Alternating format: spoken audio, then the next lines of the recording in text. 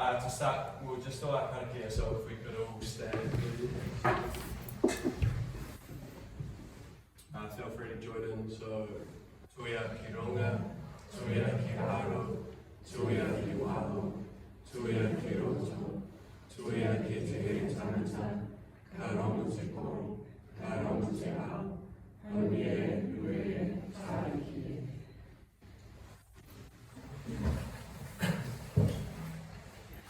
Awesome, so this is our agenda for the day. So I'll start off with a bit of high-level information regarding Tū Manawa and some of the key considerations. I mean, a big part of that will be reflection on first year, which I'm hoping you will find really useful. Julie from our insights team will touch on kind of being the importance of being participant-centred in your mahi through Tū Manawa. Ella will touch on some quality experience piece and how to ensure that. Marie will run us through play. That was a big piece that we kind of wanted to advocate for and create some more awareness around, especially in the Tū Manawa space following year one. Darren will touch on a wee bit around the school kura space, and then I'll summarise towards the end and kind of finish with a few key messages and next steps regarding the fund as well. So, as we would have included in our invite for today, I'm hoping that you've all managed to have a quick read of our website and understand kind of the higher level parameters regarding what Tū Manawa is about. But essentially it is a community activation fund focused on tamariki and rangatahi, so 5 to 18. And we can provide funding across play, active recreation and sport, which is quite nice. And as you can see there's a real emphasis on those that are missing out and providing opportunity to them and removing barriers for those tamariki and rangatahi. So as per the first year of the fund, Sport NZ have kept the priority population groups for this fund consistent. So as you can see there, it's tamariki, rangatahi and whānau living in high deprivation communities or communities of interest, disabled children and young people, and girls and young women ages 5 to 24. So you'll note that whilst the fund goes from 5 to 18, there's an additional, 18 to 24 for girls and young women there. And that's come off the back of COVID last year, so Sport NZ through their insights saw that group, 18 to 24-year-old women in particular, were down on their physical activity levels. So have included kind of that group as one of the priority groups for Tū Manawa as well. So Tū Manawa has a strong focus on quality experiences that will encourage participation for life. So for those of you that might be familiar with Kiwi sport, as you'll be aware, that was very much focused on participation numbers, the amount of kind of participations that you could provide to individuals. Tū Manawa is very much focused on quality experience, and I guess that's why there's a real importance through this fund for that need piece, which Julie will talk to more shortly. And the last piece there is Nuku Ora have received just over 1.4 million for our region over the next 12 months. So that again is consistent with year one of the fund. We got the same amount for year one. A wee bit of a recap. So hopefully this will create some awareness. We do have all of our funded projects across year one on our website, so we really encourage you guys to pop on there and have a wee bit of a read around what we've funded across year one. But as you can see here, very, very busy year one for us here at Nuku Ora, and the fund was heavily oversubscribed, not only at Nuku Ora and our RSD here in Wellington, but nationwide as well. So we're just hoping that this will kind of provide a wee bit of an education piece and allow some areas of focus as well. So as mentioned before, we can fund play, active recreation and sport. The total applications received there, as you can see, 178, and we managed to approve 52. So 1.4-ish for us to distribute over the next 12 months. The total requested exceeded 6 million, which made our job quite difficult. But I think it's just ensuring that kind of all the key considerations that we'll talk to today are kind of identified within your application, and using us as a resource as well as much as possible. We'd really encourage you guys to come and talk to us regarding your application ahead of submitting, so we can just ensure that there's some alignment there, and it's got a good chance of being successful. As you can see, so sport and active rec were quite heavily contested, whereas play was a wee bit down. And as you'll see shortly, I'll touch on it, but Sport NZ for this fund have asked Regional Sports Trust to fund 20% at least of funded projects in each of those areas. So there's a real need for us to fund across play, active rec and sport. And we'd certainly like to kind of increase that play, well, I guess the number of applications funded within that play space this year. And then just this point very quickly, so as I kind of touched on there's a real importance for this fund to identify the need of community and have that kind of inform what the application looks like.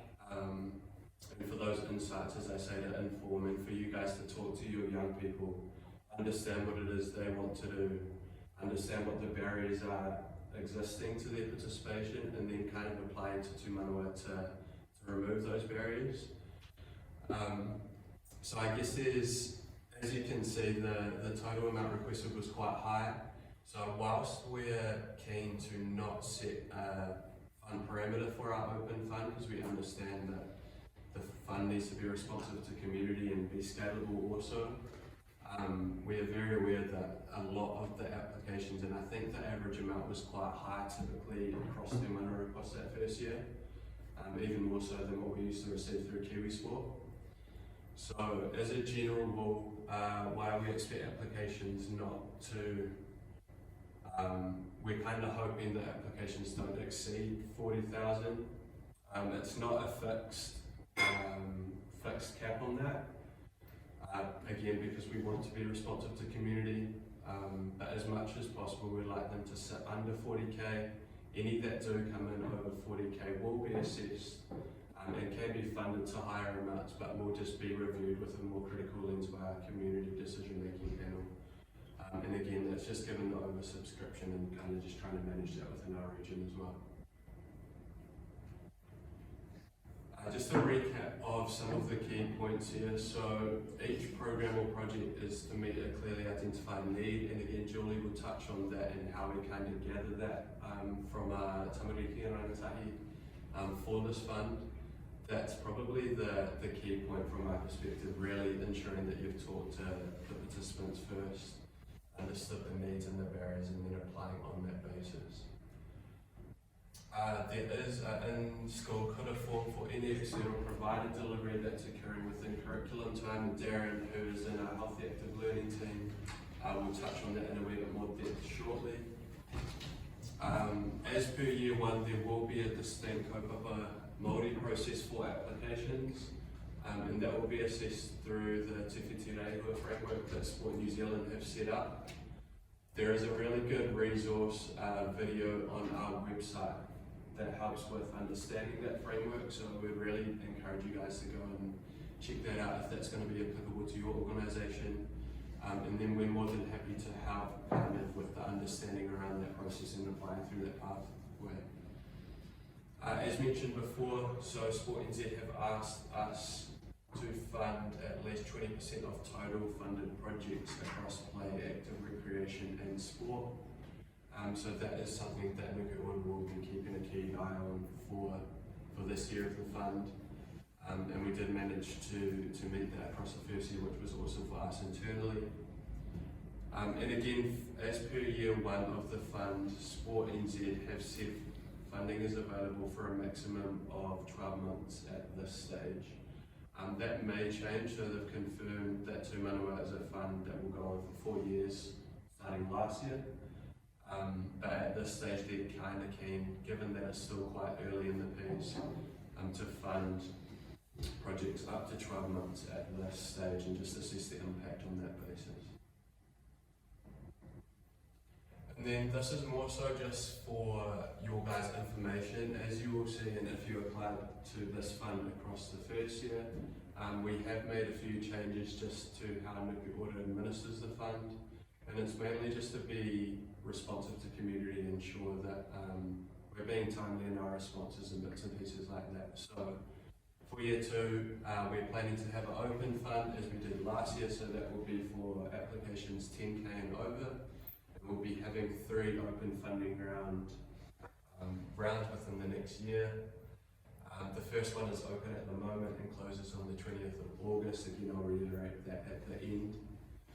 And then we've changed the name of our FAST fund to a smaller project fund. So we recognise that the FAST fund wasn't necessarily any faster than our open fund in terms of how long it was open for. That was just open more readily, I guess. So we have changed the name just to kind of update and be in line with that. That will remain consistent with the FAST fund from year 1. So it'll be for applications 10,000 or less. And a Nuku Ora internal community decision-making panel will meet to assess those, along with some membership from College Fort Wellington as well. The smaller project fund will be open on all of the months that the open fund is not over the next 12 months. So there'll be 9 months where that smaller project fund is open. Or again, all of the key dates and bits and pieces are up on our website there too.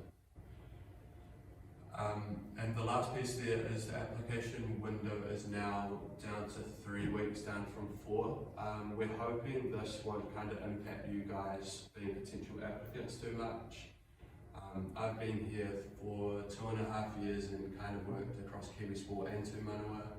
What I've found pretty consistently across my time here is regardless of how long that window's open, people typically apply within the last week, or the last couple of days anyway. So hoping that still allows you plenty of time. Essentially, it just allows us 1 more week to kind of do all of the back-end admin and get all the documentation and bits and pieces to panel so they can assess, and allows us again to be quite timely in our responsiveness to you around decision making and bits and pieces like that. I will reiterate that even outside the application window, the Tū Manawa team is more than happy to meet or discuss any queries or provide feedback on potential applications and bits and pieces. So that support is definitely still there.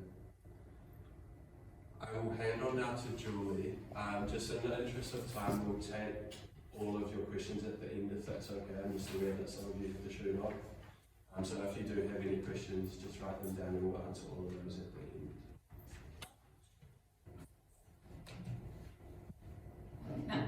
Sorry, my name is Julie Muller. I'm the Insights and Evolution Manager. So as Jamie mentioned, it's really important that your applications are participant-led and use an insights approach. And by insights approach, what we mean is you need to gather to have evidence that shows that there is a need for your program to happen. And that can come from a lot of different places, but it must come a little bit at least from your participants or your intended participants, the people that you are targeting. And so that could come from, you can be doing some interviews, you can have observe students in school or in your community, you can talk to the local iwi, to the schools, to deliverers in the community, you can have an advisory group. There's a lot of ways to gather this information, but you need to be able to show that you have talked to those people who you are targeting and that your program is a solution that will address their needs. So that's very important to demonstrate that. And as Jamie said, the team as Nuku Ora is available to support you in that process if you need to talk to us about how you can collect the voice of the community or how you can show the evidence that we require to provide that support. Just as an example, one of the really strong applications we received last year was Outward Bank Trust and their CORA program. So it was an active recreation program delivered to students in some colleges. with some active recreation activities, and it was about being more engaged in the community and the environment. And so I just want to show very briefly, so they had an insights approach and were participant led. So in their application, they showed that they did stakeholder consultation through, they had a pilot program already before they applied in one of the colleges, so they could show the impact it already had on the students. They talked to students in the community, they talked to school staff, police, iwi, other community partners, so they had a large amount of evidence showing that there was a strong need for some of the students in more high deprivation communities, and that they had a lack of engagement in school and in community in general. They were disengaged, and there was also some health issues due to inactivity. And they really showed how their program could potentially help some of those students re-engage and be more active and discover new ways of being part of the community, and develop new attitudes toward the environment as well, which is one of the key aspects of Outward Bound. So that's how they showed that's how they collected their insights approach. And then another part that was quite important is that identified what they were trying to achieve. So not only they identified the needs, but then they showed this is what our program will aim to achieve. So we will do personal development of the students involved through like increased fitness, confidence, resilience, and that kind of aspect. Social development, so they say they will, the students will learn conflict resolution, teamwork through the activities, and then they wanted to do education for sustainability, better understanding the environment and the importance of community and conservation work in that aspect. So they really demonstrated in their application how the program as well was going to achieve this. And then they had a strong evaluation approach, which is also something that what we want in your applications, that we want you to demonstrate in how your program does achieve those outcomes. So they had a before and after evaluation that they set up. And then they gathered feedback from students, and in their report at the end, they really, quotes from the students were really a good example of how successful their program had been, and how it really changed those students' attitude and experiences, and they really learned a lot. And for some of them, it really showed that it was probably a turning point in their lives. And so all this might seem like a lot presented like this, but it should not be that much of a stretch, and we are here to help. And it's better to show a little bit very well than it is to try to do a whole lot. So the evaluations were quite simple. Just before, after, a few questions, saying, are we making a change? Are we having an impact? That's enough. Okay. Really, that's all that there is. We do have a little bit of a booklet about having an insights approach that's available to you. Jimmy will share later. We also have some information that we can share online maybe, and we are exploring some options for a bit more formal training for an evaluation workshop. That's we'll let you know if we can make this happen for those of you who are interested. I'm happy to take questions at the end, as Jamie explained, whether in front of everybody or if you can find me after to ask me directly, and yeah, available also for help with your application process. And I will leave the room to Ella. Awesome, so I'm Ella, I'm on the community development team, and my role is around participation and development opportunities. So today we're going to talk about how we ensure a quality experience. So if we all take a moment to think about our most memorable sporting experience. So seconds.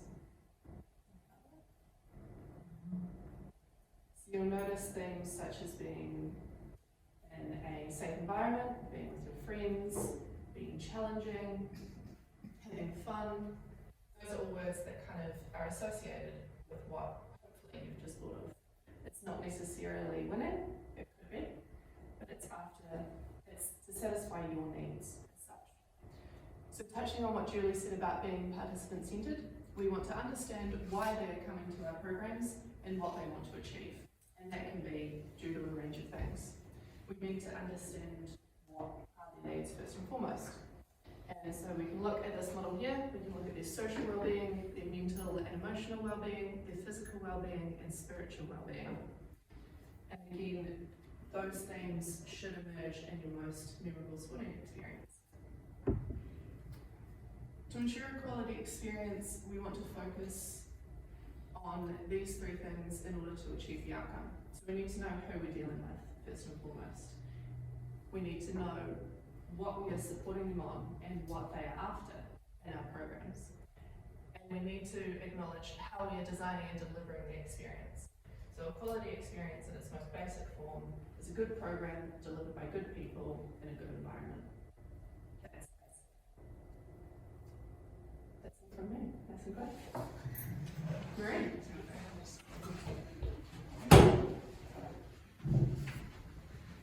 Tū Manawa Active Aotearoa, my name is Marie, and I am also part of the community development team.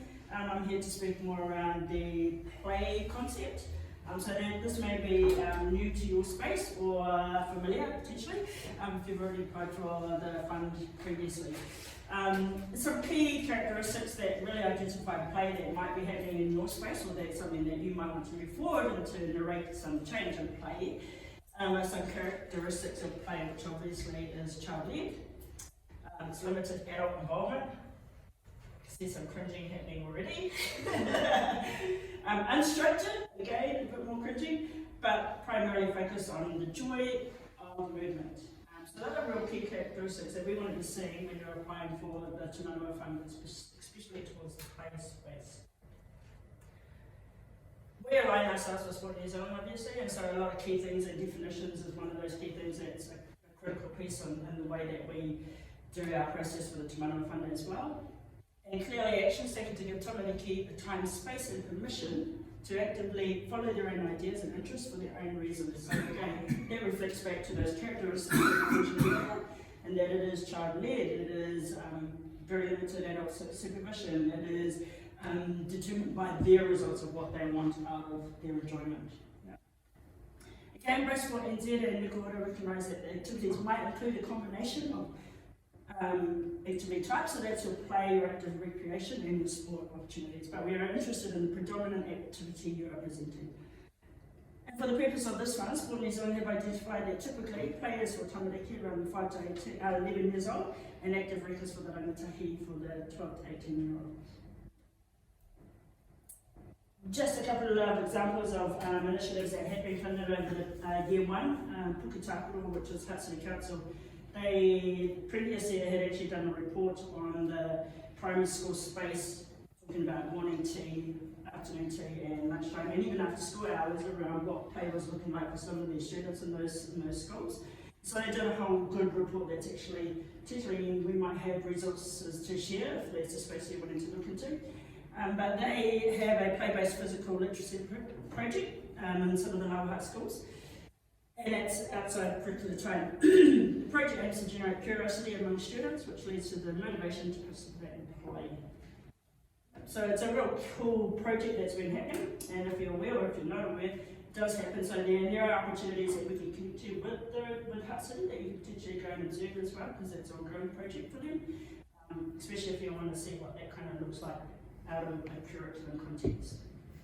The other cool initiative that's been happening as well is the Nature Schools New Zealand Trust and the Bush Sprouts program.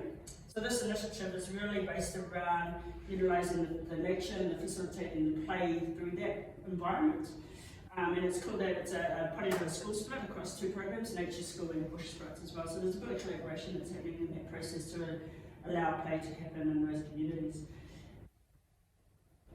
And yeah, a lot of free play, and that's really one of the key characteristics is that we really want to ensure that when you are applying for the Tū Manawa Fund, as alluded by previous peers, is that insights piece is really critical, ensuring that you get the participant need and their voice around what that activation is going to look like and shape what you're actually going to deliver.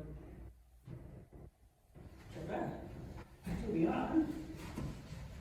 Yeah. Kia ora koutou.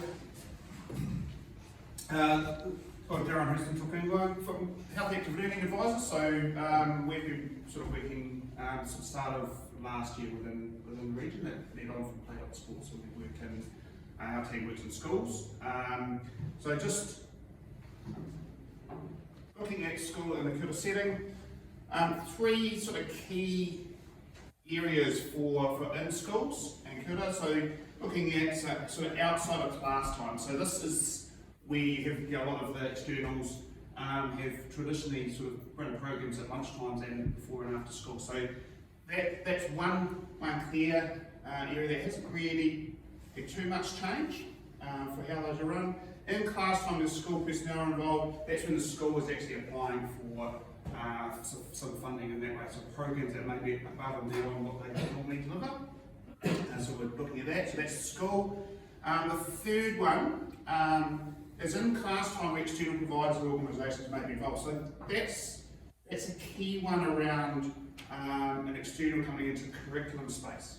So the big difference between number one and number three is that is when an external is coming into that 9 to 3, or 9 till lunchtime and after lunch till 3 o'clock space.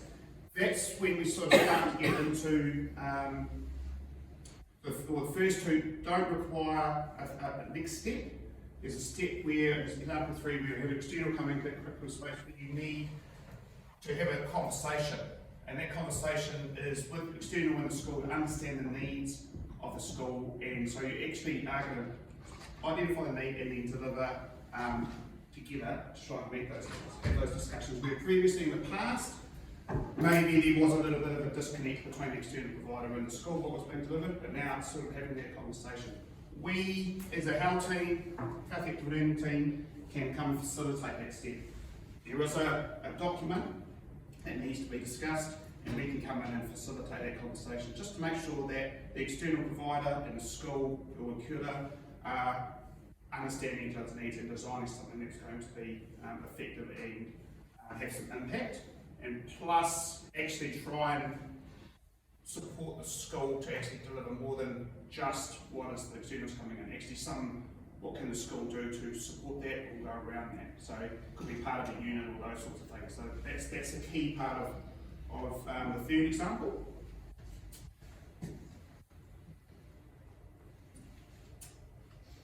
We have, that third step is one thing that you can go through with Jamie, but that's definitely something that I'm happy to discuss with it afterwards as well, about how that looks for anyone that's looking at working with that 9 to 3 space. So the key thing is those three areas. Outside of class time, in class time, that's where the school's applying, and then obviously the third one is when that external and school working together within that curriculum space. It's been nice and quicker now.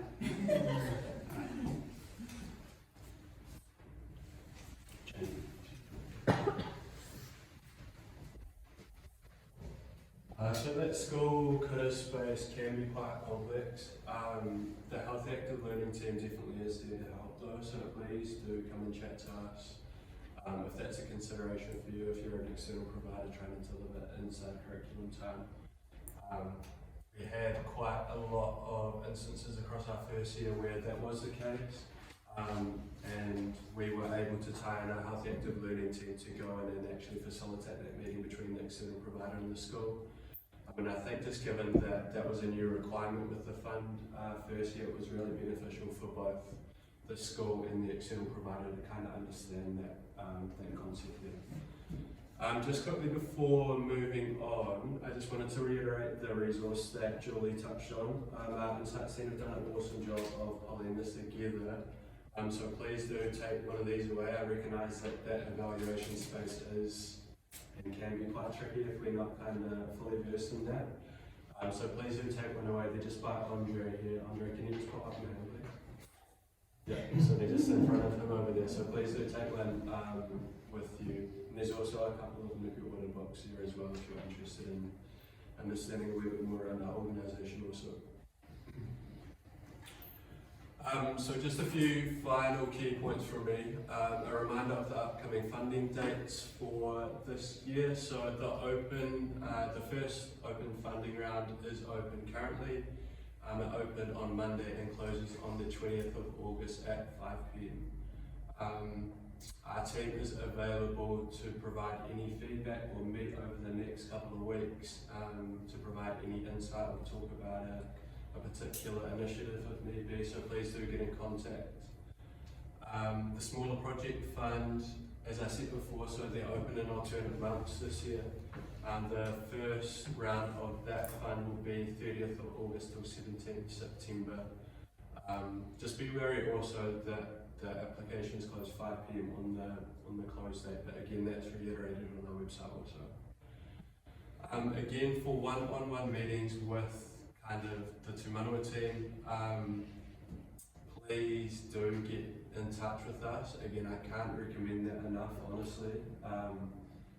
As you would have seen from those stats that I put up earlier reviewing year one, lots and lots of applications, and to be honest, for the most part, a lot of the unsuccessful ones were ones that either A, had not kind of read all the applicable information correctly, or B, hadn't even kind of touch base at all, whether it's even like a phone call or an email just to check, hey, is this aligned?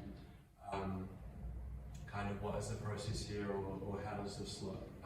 So please do utilise us. I will mention in here that I am shortly leaving to Sport New Zealand. I've got a new job there, but I will be here for another month.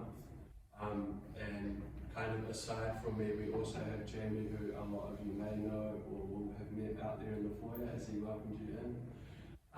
He is super well versed in Tū Manawa as well, and will be able to assist along with Michelle at the back there. Can you just pop up your hand, Michelle?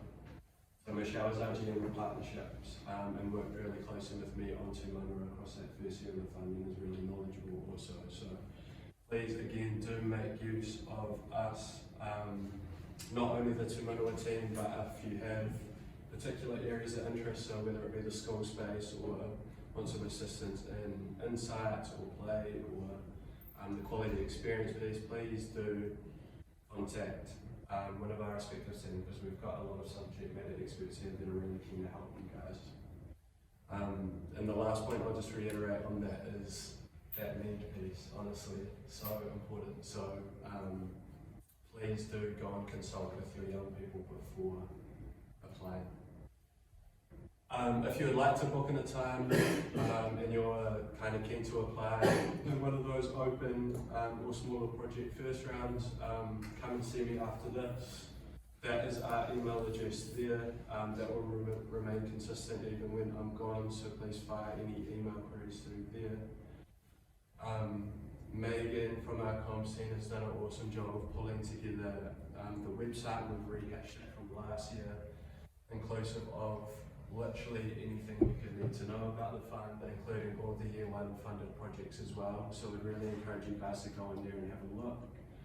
We have identified in each of the descriptions, and they're only 2 to 3 sentences, so really short, whether they're playing, where they're occurring, so what area within Wellington, and whether they focus on tamariki or rangatahi. So again, please visit that. Lots of awesome ideas and awesome examples of funded projects across our first year. And as per, so some of you may have attended, we did one of these last year in November, and just ask for feedback. I think that was the first one we'd run around Tū Manawa. And it's really awesome just to get your feedback around how it could be more targeted to your best questions or your need, or whether even the time works for you. I understand it's super early.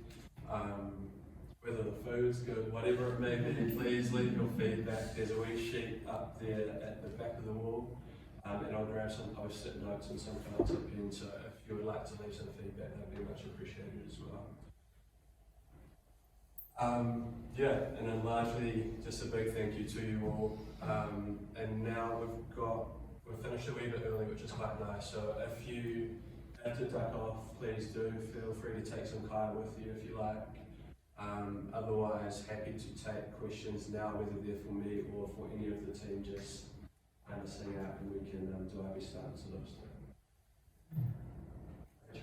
Jenny, I was wondering whether this year's fund would, you could add into your funding more in-depth research about, or study, like a case study on the programs. I know there's the standard, quite simple, feedback that you give at the end, but is there that, because I know that wasn't available for the first year? Yeah, is that being included or not? Yeah, that's definitely something we're intending to do. Largely, so we did do a few kind of smaller informal case studies through our regional sector update newsletter last year, but largely the reason why I guess they weren't fully fleshed out was we're still the first year, right, and they were kind of still delivering for a lot of the time. So certainly we're intending to do that, and now that a lot of projects are either finished or coming to the close, we'll definitely be intending to do that, and we understand it's important to kind of inform more you guys around best practice and some really good practical examples as well. We also kind of have a mandate this year from Sport NZ to do some actual kind of fleshed out formalised case studies too, so we'll definitely be intending to do some of those. So they'll be available through our website. Has Sport New Zealand changed their position and do not want to Manawa be used for evaluations by search can applicants now apply for evaluation? They can't at this stage, so Sport NZ have always been really intent that they want as much of this funding to equal participation opportunities for tamariki and rangatahi. So pretty much to equate to activation on the ground. We do understand though the importance of evaluation and kind of all of that case study element, so we will be talking to kind of Sport NZ around, it won't be that pool of funds because we understand that's important to get out to you guys, especially the oversubscription from first year. We want as much of that going to you so you can do your amazing delivery community, but we'll be advocating with Sport NZ to try and kind of get some funding internally so we can do some of those case studies and then kind of set precedents or provide good examples for you guys. Absolutely. Part of our value is some research and better understanding and storytelling about what's happening in the region. So if you do have an intent or a need to do that and you think it would be kind of a mutual partnership, definitely contact Julie or George.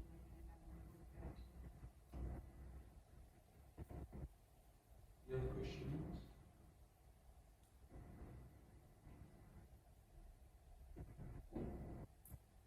Yeah, I've got a couple of comments, if that's all right, since we've got some time. I'll come. So, kia ora everyone, I'm Michelle Hayward. I'm the General Manager of Partnerships here and chair of the Community Decision Making Panel, so the larger fund panel. So as Jamie's really well mentioned, we were hugely oversubscribed last year. So while a lot of things can be funded, it's the kind of top-notch stuff that does get funded. So a few things along those lines are really, as Jamie said, around the need, and sometimes the applications that really tracked, these are the children, these are the rangatahi, they have a need, they can't do what they want to do, a little bit of money will help that. It just made the application process so much easier to get through. There are a couple of other things in the application process that also help. So there's a requirement to provide child protection policies and health and safety policies. It's a really big emphasis from Sport New Zealand at the moment around integrity. So if those are in there, we can see them and we can see we have some oversight that this is actually a quality project that is going to protect the young people participating. That's a big tick for us.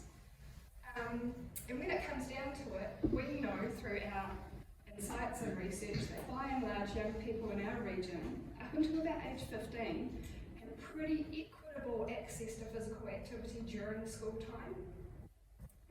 So it's the outside of school time that we're really interested in. It doesn't mean we don't fund in curricular time and work through that the school and the provider have come together, filled in a form and shared that there's a need. That will form a really good, strong application around need. It's just that if that's looking a bit light, we're going to think, why is this happening during school time?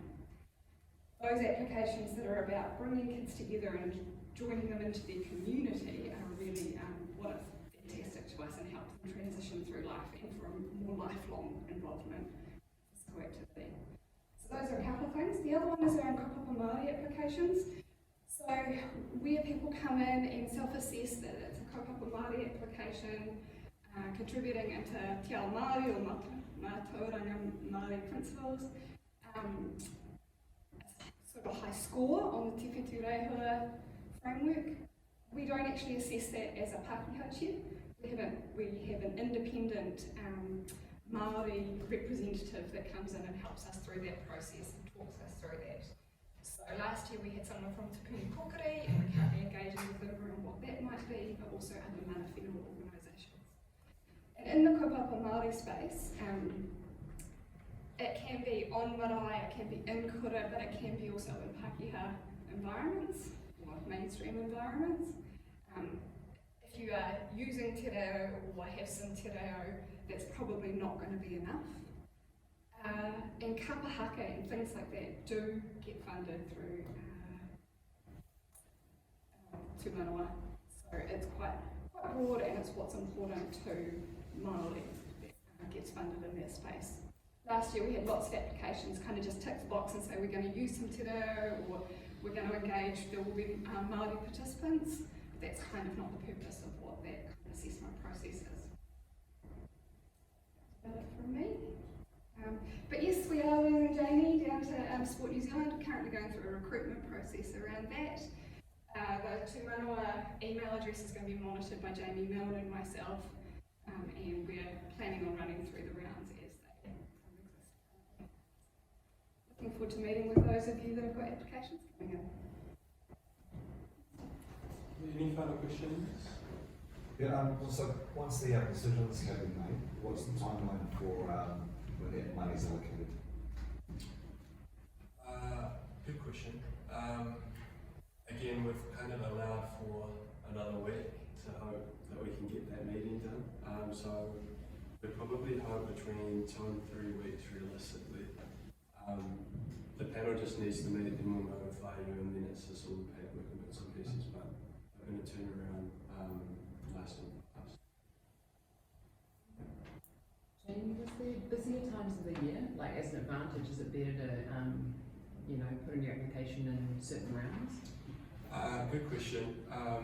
There was certainly the intent across the first year to kind of break up that 1.4 across, obviously, all of those open funding rounds. So we've got 3 of those, so we did ensure across that first year that we had roughly the same pool of money. Just because we recognise, especially, and I understand the fund is for active rec and play and sport, but that sports seasonality plays into it quite a bit as well, right? So if we were to distribute all our funding now, then it wouldn't allow for summer sports to apply early next year, for example. So no real advantage in keeping a pool for each of those, and then also we're keeping an amount extra for that smaller project fund as well. Really good question. Other things, I guess we've considered things such as like regional spread. So our, I guess, area goes over into the Wairarapa and up to Kapiti as well. So that's one thing we've kept a really close eye on first year and wanting to cater for the entire Greater Wellington region. And they've done a relatively good job of that across the first year. And then it's just other things within, so if you look at sport, for example, understand there's a whole lot of codes within that, right? So just ensuring that not a huge chunk's going to one sport and others are missing out. So that's certainly things we're keeping tabs on. So is this, just to clarify, is this funding mostly for project-based applications? So for ongoing existing programs, that just need funding to keep that program going because it's already evidence-based and there's an impact?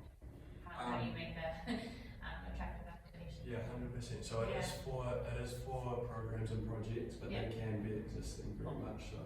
So they can either be brand new and again informed by your participants, or they can be ongoing where support might be needed. And in some instances that's quite good because you'll have experience running that and you'll understand the needs from your participants already and have the evidence base. So it can be both for sure.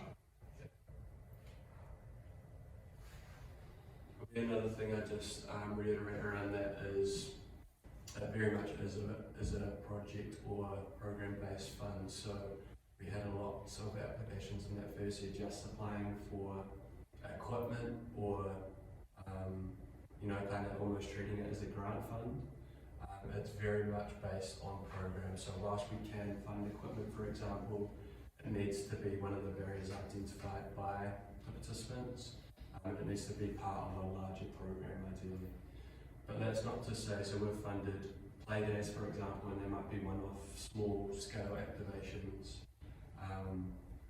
to assist with equipment and kind of facilitation leading up to that and bits and pieces.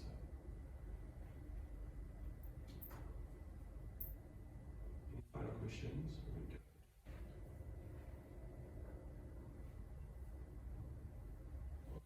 We might just finish very quickly then with our tamariki, and then I'll let you guys go.